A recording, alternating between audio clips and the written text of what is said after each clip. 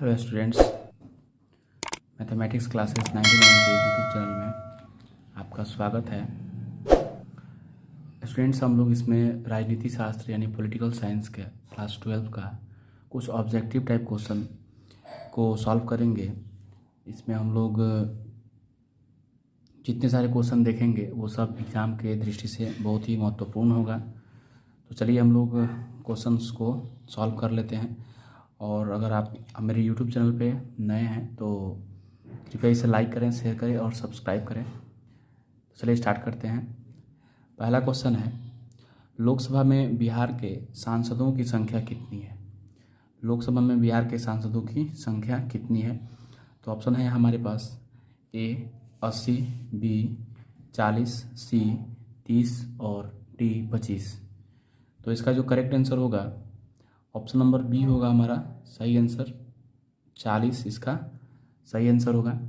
Next question आते हैं।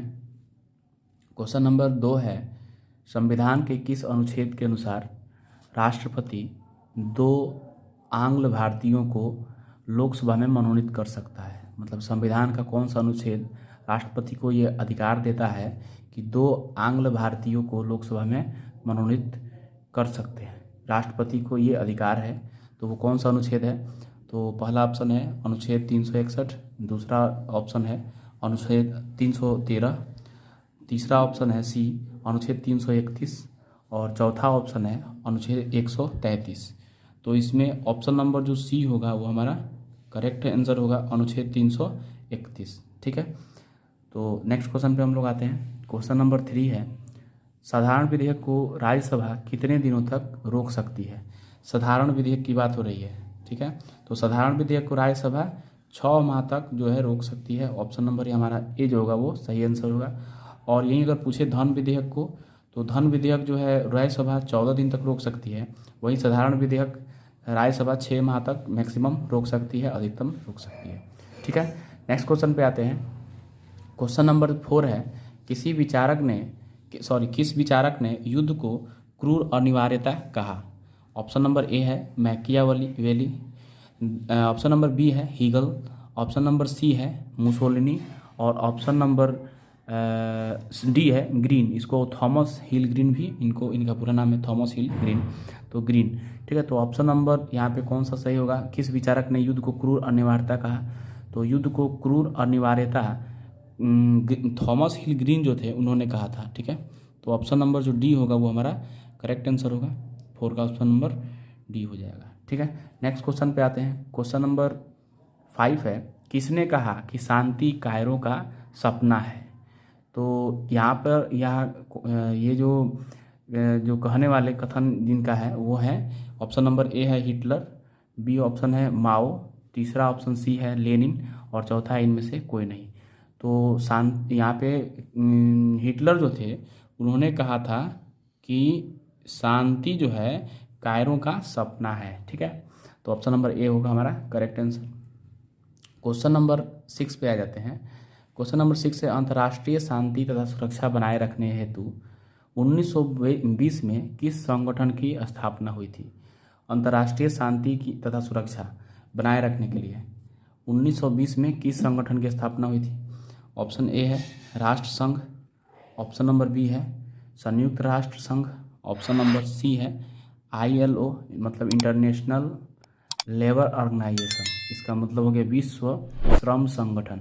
ठीक है, डी ऑप्शन है इनमें से कोई नहीं। तो ऑप्शन नंबर जो ए होगा हमारा सही आंसर होगा। राष्ट्र संघ का नाम दिया गया 1920 में जो स्थापना किया गया था, विश्व में शांति स्थापित किया जाए और सुरक्षा स्थापित किया जाए। तो 1920 में एक संगठन बनाया गया जिसका नाम राष्ट्र संघ रखा गया। इसको हम लीग ऑफ नेशंस के नाम से भी जानते हैं, लीग ऑफ नेशंस। ठीक है, इसको हम लीग ऑफ नेशंस के भी नाम से कह सकते हैं। राष्ट्र संघ बनाया गया था। नेक्स्ट क्वेश्चन पे आते हैं। क्वेश्चन नंबर 7 है, अंतर्राष्ट्रीय अणु ऊर्जा अभिकरण की स्थापना कब हुई थी? अंतर्राष्ट्रीय अणु ऊर्जा अभिकरण, तो ऑप्शन हमारा ए है 1957, ऑप्शन नंबर बी है 1956, ऑप्शन नंबर सी है 1958 और ऑप्शन नंबर डी है इनमें कोई नहीं। तो अंतर्राष्ट्रीय अणु ऊर्जा अभिकरण की स्थापना हुई थी सन में, ठीक है। तो ऑप्शन नंबर जो ए होगा हमारा सही आंसर होगा। अंतर्राष्ट्रीय अणु ऊर्जा अभिकरण की स्थापना 1957 में हुई थी, ठीक है। नेक्स्ट क्वेश्चन पे आते हैं। क्वेश्चन नंबर 8 है, भारत में प्रथम आम चुनाव कब हुआ था? भारत में प्रथम आम चुनाव कब हुआ था? 1947 में हम लोग का देश आज़ाद हुआ, लेकिन आम चुनाव जो है 1947 में नहीं हुआ था। तो प्रथम सबसे पहले आम चुनाव कब स्टार्ट किया गया था? तो ऑप्शन देख लेते हैं। पहला ऑप्शन है 1949, दूसरा ऑप्शन है 1950, तीसरा ऑप्शन है 1952 और चौथा ऑप्शन है इनमें से कोई नहीं।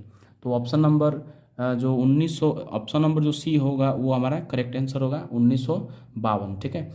तो 1947 से लेकर के अक्टूबर 1951 में जो है स्टार्ट हुआ था इलेक्शन, ठीक है। चुनाव स्टार्ट हुआ था और 1952 में ख़त्म हुआ था, ठीक है।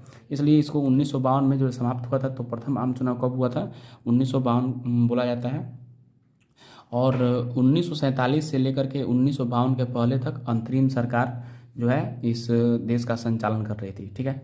तो ऑप्शन नंबर सी जो होगा 1952, प्रथम आम चुनाव 1952 में हुआ था। नेक्स्ट क्वेश्चन पे आते हैं। क्वेश्चन नंबर 9 है, भारत में नई आर्थिक नीति की शुरुआत कब हुई थी? तो यहाँ पे भारत में नई आर्थिक नीति की जो शुरुआत हुई थी सन 1991 में स्टार्ट हुई थी। तो ऑप्शन नंबर हमारा सी जो होगा वो करेक्ट आंसर होगा। नेक्स्ट क्वेश्चन पे आते हैं। क्वेश्चन नंबर 10 है, संयुक्त राष्ट्र संघ की स्थापना कब हुई थी? संयुक्त राष्ट्र संघ यानी यूएनओ, यूनाइटेड नेशन ऑर्गेनाइजेशन, इसकी जो स्थापना हुई थी वो हमारे पास ऑप्शन 4 हैं, तो देख लेते हैं। पहला ऑप्शन है 1945, दूसरा ऑप्शन है 1950, तीसरा ऑप्शन है 1953 और डी इसमें से कोई नहीं, ठीक है। तो 1945 में संयुक्त राष्ट्र संघ की स्थापना की गई थी विश्व में शांति और सुरक्षा कायम करने के लिए, ठीक है। प्रथम विश्व युद्ध और द्वितीय विश्व युद्ध के जो मार थी वो सारे देशों ने देखा। बहुत सारे देशों का अर्थव्यवस्था खराब हो गया था, ठीक है। और सुरक्षा के दृष्टि से भी बहुत सारे देश जो थे वो कमज़ोर हो चुके थे। तो इसलिए संयुक्त राष्ट्र संघ की स्थापना की गई थी विश्व में शांति और सुरक्षा स्थापित हो। तो 1945 में ऑप्शन नंबर ए होगा हमारा सही आंसर। क्वेश्चन नंबर 11 है, अंतर्राष्ट्रीय न्यायालय का मुख्यालय कहाँ है? तो ऑप्शन ए है जेनेवा, ऑप्शन बी है बर्लिन, ऑप्शन सी है न्यूयॉर्क और ऑप्शन डी है द हेग। तो ऑप्शन नंबर जो डी होगा करेक्ट आंसर होगा द हेग, ठीक है। तो अंतर्राष्ट्रीय न्यायालय का मुख्यालय कहाँ है? द हेग में। नेक्स्ट क्वेश्चन पे आते हैं। क्वेश्चन नंबर 12 है, गुटनिरपेक्ष देशों का प्रथम शिखर सम्मेलन कहाँ आयोजित किया गया था? तो गुटनिरपेक्ष देशों का प्रथम शिखर सम्मेलन कहाँ आयोजित किया गया था? ऑप्शन देख लेते हैं।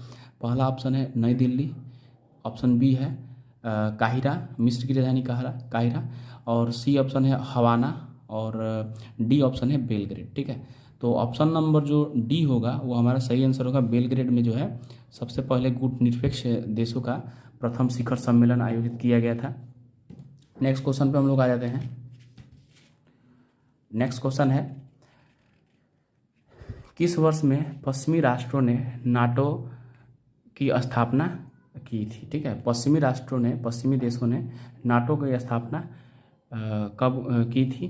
तो ऑप्शन नंबर ए है 1947, ऑप्शन नंबर बी है 1948, ऑप्शन नंबर सी है 1949 और ऑप्शन नंबर डी है 1950।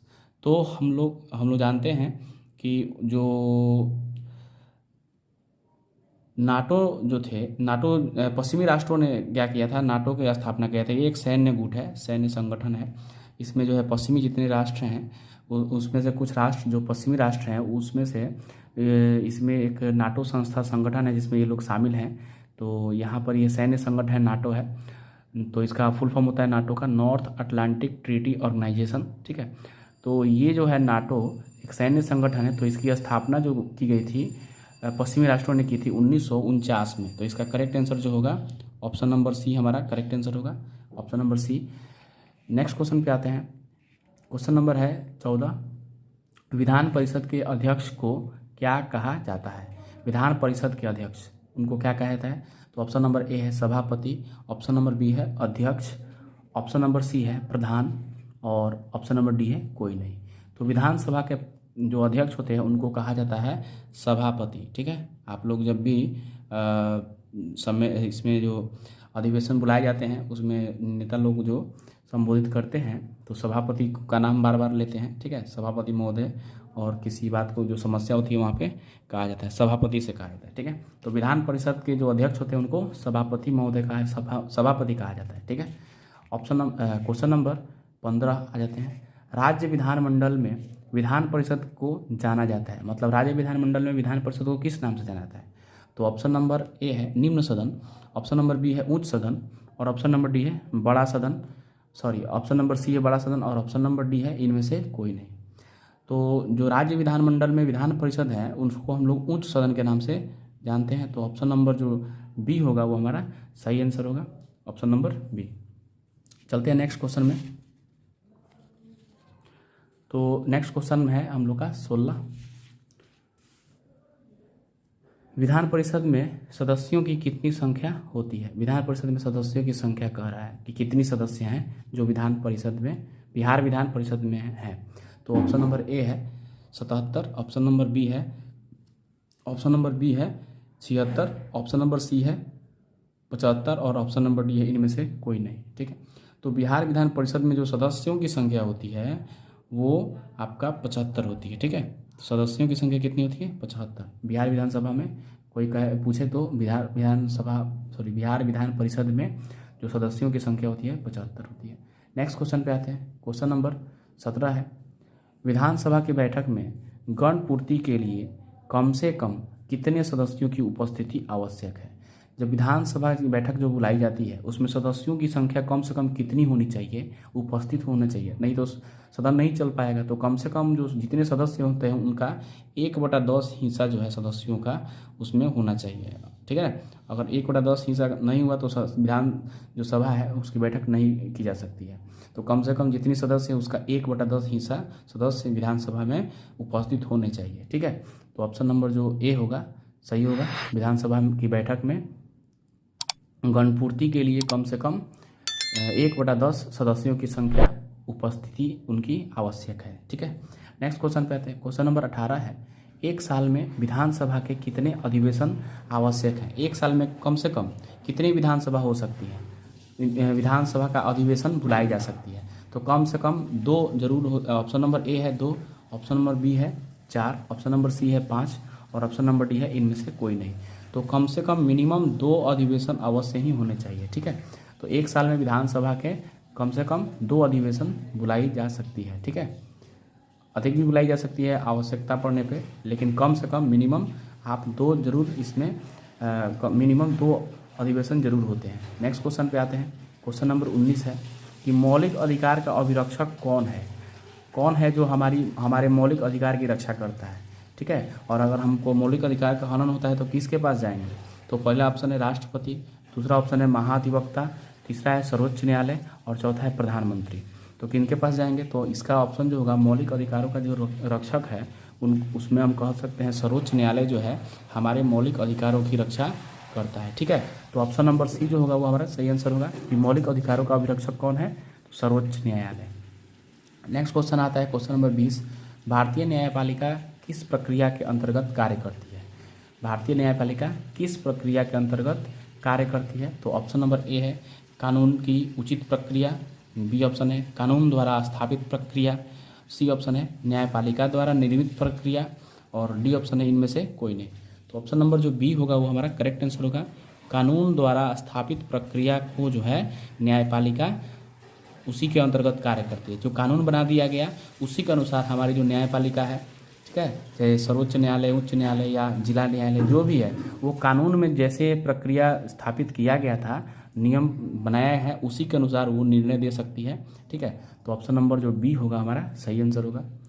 क्वेश्चन नंबर 21 पे आ जाते हैं। क्वेश्चन नंबर 21 है उच्च न्यायालय के न्यायाधीश की सेवानिवृत्ति की आयु क्या है? मतलब उच्च न्यायालय के जो मुख्य न्यायाधीश होते हैं वो कितने वर्षों तक कार्य कर सकते हैं और अधिकतम कितने वर्ष के बाद वो सेवानिवृत्त हो जाएंगे? तो पहला ऑप्शन है 62 वर्ष, दूसरा ऑप्शन है 65 वर्ष, तीसरा ऑप्शन है सी 60 वर्ष, और चौथा ऑप्शन है डी 70 वर्ष। तो उच्च न्यायालय के जो न्यायाधीश होते हैं उनकी सेवानिवृत्ति 62 वर्ष होती है। 62 वर्ष के बाद वो रिटायर हो जाएंगे, ठीक है। वहीं अगर उच्चतम न्यायालय की बात करेंगे तो उच्चतम न्यायालय के जो मुख्य न्यायाधीश होते हैं उनका जो सेवानिवृत्ति की आयु होती है वो 65 वर्ष होती है, ठीक है। नेक्स्ट क्वेश्चन पे आते हैं। क्वेश्चन नंबर 22 है, भारतीय न्यायपालिका का शीर्ष न्यायालय कौन है। इसमें कह रहे भारतीय न्यायपालिका का शीर्ष न्यायालय कौन है। भारत की जो न्यायपालिका है तो सबसे जो उच्च बोला जाता है उनको, वो न्यायपालिका वो न्यायालय कौन सा है। तो ऑप्शन ए है उच्च न्यायालय, ऑप्शन बी है जिला न्यायालय, ऑप्शन सी है सर्वोच्च न्यायालय और ऑप्शन डी है इनमें से कोई नहीं। तो जो भारतीय न्यायपालिका का जो सबसे बड़ा जो न्यायालय है, शीर्ष न्यायालय जिसको बोल सकते हैं, उच्चतम न्यायालय, वो है सर्वोच्च न्यायालय, ठीक है। तो सर्वोच्च न्यायालय जो होता है वो पूरे ऑल ओवर इंडिया के लिए है। अगर कोई भी राज्य है अगर वो अपने उच्च न्यायालय से अनसेटिस्फाई है, संतुष्ट नहीं है उसके निर्णय से, तो वो सर्वोच्च न्यायालय में जाकर के अपील दायर कर सकता है, ठीक है। तो सबसे बड़ा जो न्यायालय है उच्चतम न्यायालय कहा जाता है, सर्वोच्च न्यायालय को सुप्रीम कोर्ट इसको हम लोग बोल सकते हैं। उच्च न्यायालय मतलब हाई कोर्ट और जिला न्यायालय मतलब डिस्ट्रिक्ट कोर्ट, ठीक है। तो जिला न्यायालय जो होता है वो जिला स्तर पे होता है, उच्च न्यायालय जो होता है वो राज्य स्तर पे होता है और सर्वोच्च न्यायालय होता है वो अपने देश स्तर पे होता है, ठीक है। उसके बाद आता है क्वेश्चन नंबर 23, भारतीय संविधान के किस अनुच्छेद में भारत को राज्यों का संघ घोषित किया गया है। तो भारतीय संविधान के कौन सा अनुच्छेद है जिसमें भारत को राज्यों का संघ कहा जाता है। तो ऑप्शन नंबर ए है द्वितीय अनुच्छेद, दूसरा अनुच्छेद है, ऑप्शन नंबर बी है प्रथम अनुच्छेद, ऑप्शन नंबर सी है तृतीय अनुच्छेद, तीसरा अनुच्छेद और ऑप्शन नंबर डी है इनमें से कोई नहीं। तो ऑप्शन नंबर जो बी है प्रथम अनुच्छेद वो हमारा सही आंसर होगा। यानी भारतीय संविधान का अनुच्छेद जो 1 है वो कहता है कि भारत को राज्यों का संघ कहता है, ठीक है। संघ जो है घोषित किया है, भारत को राज्यों का संघ घोषित किया गया है अनुच्छेद पहले में, ठीक है। क्वेश्चन नंबर आते हैं 24 पे। यहाँ कह रहे हैं प्राकृतिक न्याय का सिद्धांत निम्नलिखित में से किस तत्व पर बल देता है। तो प्राकृतिक जो न्याय का सिद्धांत होता है वो किस तत्व पर बल देता है। तो ऑप्शन ए है विवेक, ऑप्शन बी है आस्था या अंधविश्वास, ऑप्शन सी है पुरानी परंपरा और ऑप्शन डी है कानूनी दृष्टांत। तो प्राकृतिक न्याय का सिद्धांत कानूनी दृष्टांत जो तत्व है उस पर बल देता है। किस पर बल देता है? कानूनी दृष्टांत। तो ऑप्शन नंबर डी जो होगा हमारा सही आंसर होगा, ऑप्शन डी कानूनी दृष्टांत। नेक्स्ट क्वेश्चन पे आते हैं और लास्ट क्वेश्चन है, न्याय व्यवस्था को सुरक्षित रखने में किस तत्व की सबसे अधिक महत्वपूर्ण भूमिका है। कौन सा इसमें तत्व है? आपके पास 4 ऑप्शन है। कौन सा ऐसा तत्व है जो न्याय व्यवस्था को सुरक्षित रखने में अपनी महत्वपूर्ण भूमिका निभाता है? तो ऑप्शन नंबर ए है दल प्रणाली, ऑप्शन बी है स्वतंत्र प्रेस व मीडिया, ऑप्शन सी है लिखित संविधान और ऑप्शन डी है प्रभावी विधिक व न्यायिक व्यवस्था। तो ऑप्शन नंबर जो सी है लिखित संविधान, ये हमारा करेक्ट आंसर होगा। यानी कि न्याय व्यवस्था को सुरक्षित रखने में किसका महत्वपूर्ण भूमिका होता है? तो लिखित संविधान का होता है। तो ये थे आज के क्वेश्चंस, आज के प्रश्न थे जो बहुत ही इंपॉर्टेंट है आपके लिए। स्टूडेंट्स, आज का जो है आपके पास एक प्रश्न देकर जा रहे हैं, आप इसे कमेंट बॉक्स में ज़रूर इसका आंसर दीजिएगा। और ये प्रश्न जो है आपको पिछले वीडियो में बताया भी जा चुका है, अगर आप उसे नहीं देखें तो देख लेंगे, और अगर इसका आंसर जानते हैं तो कमेंट बॉक्स में ज़रूर इसमें आप लिख देंगे। तो पहला तो यहाँ पे क्वेश्चन आपके पास क्या है, नगर निकाय स्थापित होने के लिए यानी नगर निगम बनाने के लिए, स्थापित करने के लिए कम से कम कितनी जनसंख्या आवश्यक है? ये आपके पास क्वेश्चन है, प्रश्न है, इसका आंसर आप कमेंट बॉक्स में ज़रूर दें। Thank you. और अगर आप मेरे इस चैनल पर नए हैं तो कृपया इसे सब्सक्राइब करें, लाइक करें और शेयर करें। Thank you.